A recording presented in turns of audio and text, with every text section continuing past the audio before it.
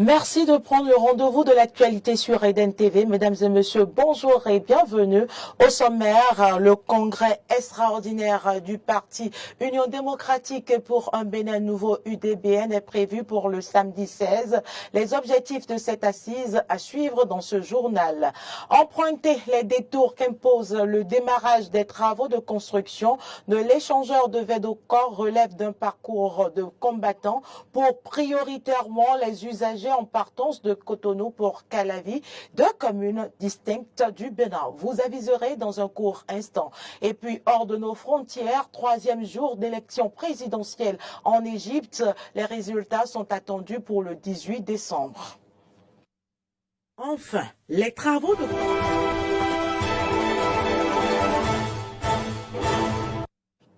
Merci de nous préférer pour vous informer. Je l'annonçais dans les titres, le Palais des Congrès de Cotonou va accueillir samedi prochain le congrès extraordinaire du Parti Union démocratique pour un Bénin nouveau UDBN. Écoutons ici Esther Trinou, présidente du comité d'organisation du dit congrès. Elle est au micro de Arthur Wendo. Le congrès extraordinaire de l'UDBN n'est qu'une extension du précédent congrès ordinaire du parti qui avait déjà été fait en la présence des délégués communaux de nos 117 communes. Alors, le congrès extraordinaire que nous sommes en train de préparer va se dérouler au Palais des Congrès de Cotonou le 16 décembre 2023. Les militants et militantes ainsi que les sympathisants du parti sont attendus pour ce jour. Nous prévoyons la mise en place terminée pour 8h30. Nous allons démarrer les activités à 9h00. Alors, renaître pour conquérir est notre thème pour le congrès extraordinaire que nous sommes en train de préparer. Cette thématique nous permettra de redorer le parti d'un nouveau visage, d'une nouvelle image. Nous voudrions quand même qu'à travers ce congrès extraordinaire, les nouvelles réformes qui sont prévues soient partagées avec tous les congressistes et tous nos sympathisants pour que réellement le travail puisse démarrer sur le terrain et continuer. Ce congrès extraordinaire regroupe 3 temps forts. Le premier temps, essentiellement, est consacré aux différentes allocutions et à une information très importante que nous portera la présidente du parti, Madame Claudine Afiavi-Prudencio. Ensuite, nous aurons de différents panels qui seront animés ce jour-là, essentiellement un panel sur le bilan et les perspectives justement de notre dernière participation aux législatives. Nous aurons aussi un autre panel qui va nous entretenir sur les finances d'un parti politique. Que retenir? Nous aurons un dernier panel qui va nous entretenir sur le code électoral. Alors, mis à part ça, nous aurons un dernier temps fort qui va présenter les grandes réformes de notre parti. Et ça sera un temps de partage, mais aussi de requêtes de tous les militants et militantes et sympathisants qui seront présents ce jour-là, qui pourront quand même participer en donnant aussi de leur temps, de leur voix par rapport à tout ce qui sera présenté, tout ce qui sera fait ce 16 décembre 2023. Les lauréats du concours de dictée inclusive ont été primés ce week-end. Une initiative de l'ONG Bartimée, membre du réseau des associations des personnes vivant avec un handicap du littoral, qui s'inscrit dans le cadre de la célébration du mois de la joie et de l'inclusion. Clémence Tonocroix. Les 5 premiers de ce concours de dictée inclusive ont été primés sur la base du nombre de fautes. Les 4 premières places sont revenues aux personnes handicapées de la vue et la 5e à une personne non handicapée. Chacun de son côté se réjouit de sa performance. Vraiment, je suis très contente, je ne m'attendais même pas. Bon, mon secret c'est que je lis beaucoup, j'aime beaucoup lire les romans. La première fois que mon ami m'a dit ça, il m'a dit est-ce que ça me plaît de participer à un concours de dictée? Bon, je voulais dire non parce que comme c'était pour les aveugles ou les malvoyants, je voulais dire non, mais quand il m'a forcé, j'ai voulu dire oui et je lui ai répondu oui. Donc je suis vraiment content, oui, oui. Il s'agit d'une activité qui vise non seulement à valoriser les capacités intellectuelles des personnes handicapées visuelles à travers la vulgarisation de l'écriture braille comme outil de leur scolarisation, mais aussi à redonner le goût de la lecture aux apprenants et leur permettre d'enrichir leur vocabulaire. L'objectif premier, c'est la vulgarisation de l'écriture braille. Et faire en sorte que tout le monde connaisse un peu l'écriture braille, savoir que ça existe, puisque c'est l'écriture d'accès à la lumière et à la connaissance scientifique des personnes handicapées visuelles, malvoyants ou non-voyants. Aussi, l'autre objectif que nous visons, c'est que le vivre ensemble, c'est-à-dire ces élèves qui sont venus, sont pour la plupart du collège Segbeya. Comment faire en sorte que ces élèves, les élèves voyants, puissent aisément aider les personnes non-voyantes sans aucune difficulté. Loyer Batimé a compris que aujourd'hui, la dictée doit être célébrée, doit être portée aux jeunes pour que les jeunes puissent découvrir, se redécouvrir au niveau des mots. Parce que vous savez tous que la lecture, nous n'avons pas beaucoup lire ici. Alors, et comme aussi dictée n'est plus éliminatoire, beaucoup n'ont plus cette facilité, cette connaissance des mots. Ce qui est le cachet spécial, c'est que la compétition a été inclusive. Il y avait les enfants malvoyants, les enfants aveugles, c'est-à-dire non-voyants. À l'occasion de cette activité, les personnes handicapées visuelles plaident pour la transcription des documents didactiques en braille. Les romans actuels, les romans béninois didactiques ne sont pas disponibles en écriture braille. Aucun. Parce que, nous ne pouvons pas les transcrire sans enfreindre aux lois des droits d'auteur chez nous, puisque notre pays n'a pas ratifié la convention, le traité de Marrakech. Donc jusque-là, les ouvrages didactiques, les ouvrages au programme ne sont pas en écriture braille. Mais on peut faire transcrire de petits tests de circonstances pour un travail de classe. Eh bien ces tests-là, on les recycle et on permet aux enfants de les relire après. Ces romans-là soient transcrits en braille, que les auteurs soient plus flexibles, qu'ils laissent les personnes handicapées visuelles lire leurs œuvres. C'est un public de moins chaque fois qu'on sort un roman et qu'on n'a pas pensé à le mettre en écriture braille, c'est un public de moins. Plusieurs autres activités sont au programme de ce mois de joie et d'inclusion des personnes handicapées prévues pour s'achever le 17 décembre prochain.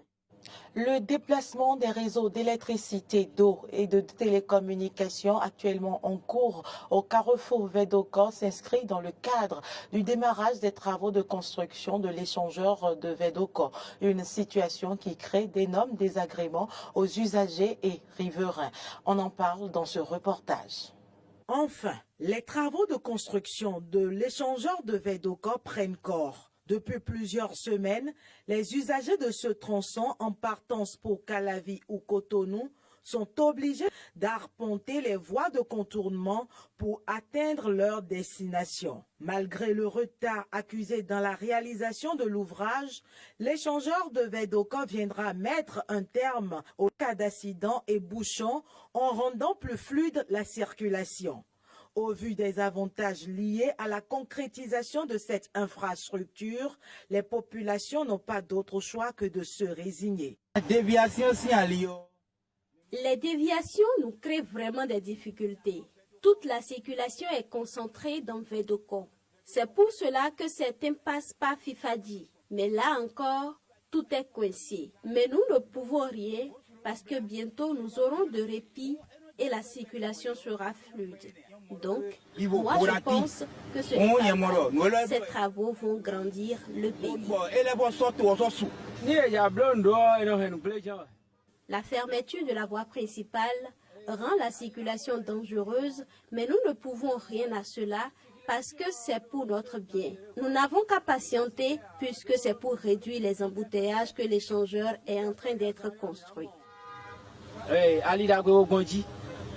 En plus de ce calvaire, taximens et conducteurs de taximoto subissent d'autres conséquences relatives au coût de transport. Les clients, eux, ils s'en foutent. Même quand on leur dit, ils ne veulent pas comprendre.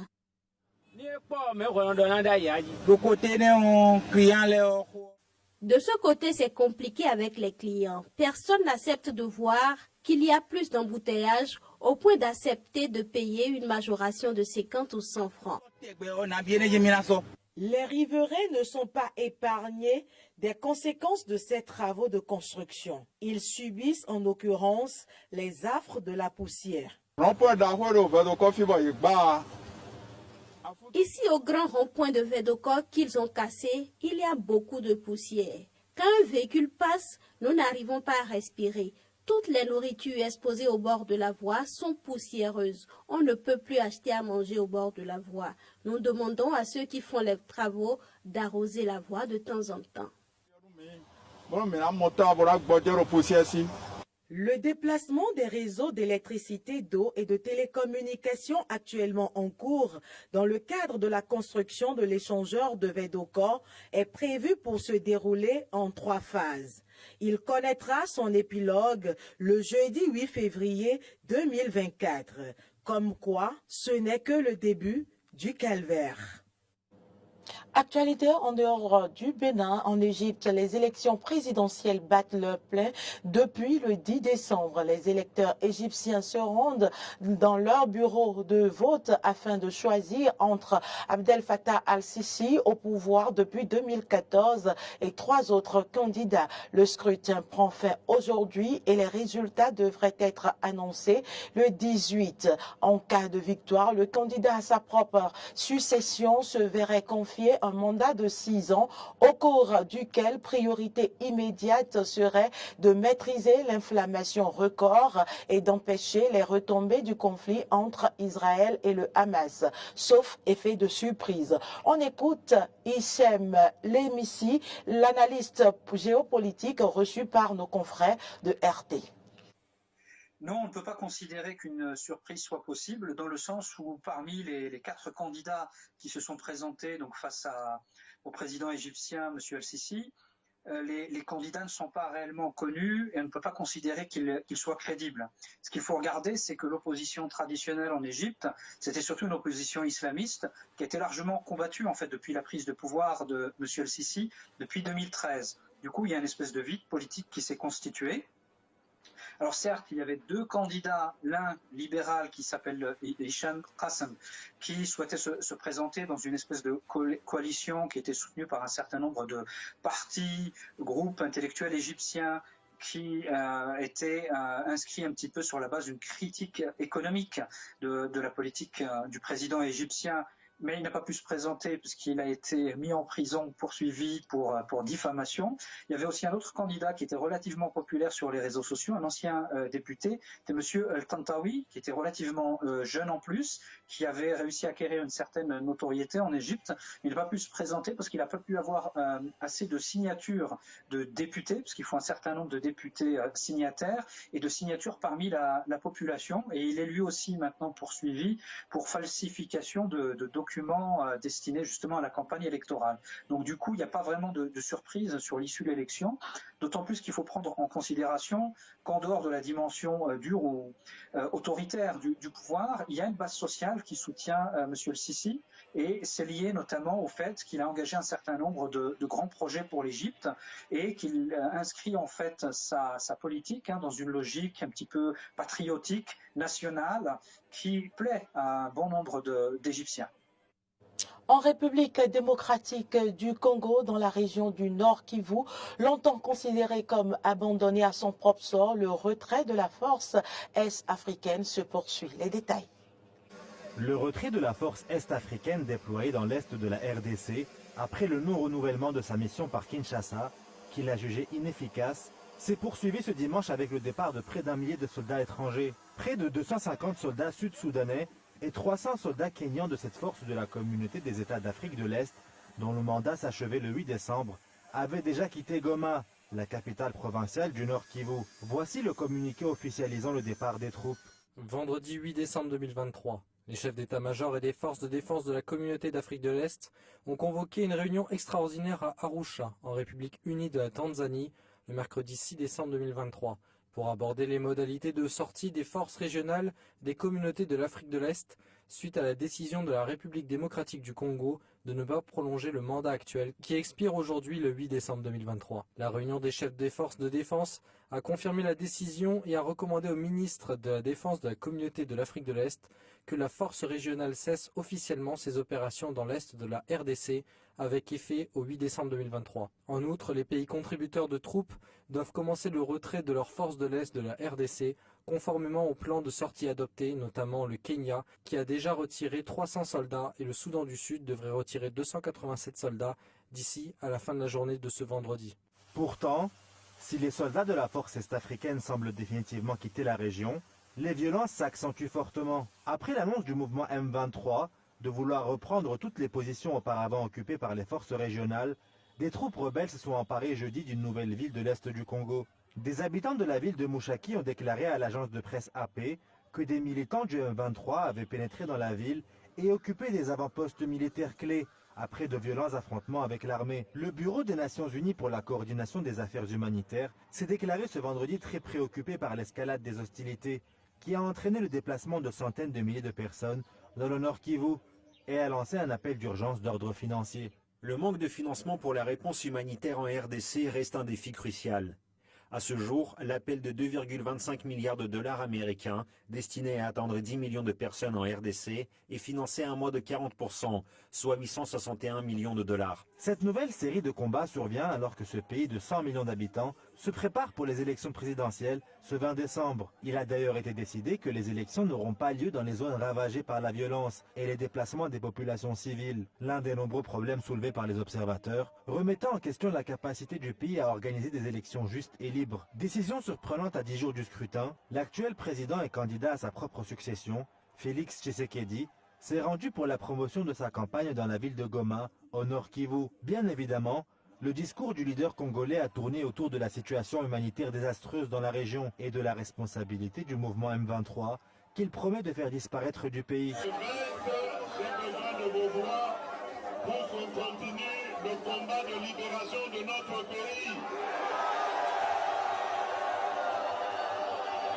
Je vous promets que ce combat va continuer et nous allons débarrasser notre pays des terroristes du M23 qui sont emmenés par leur leader Paul Kagame.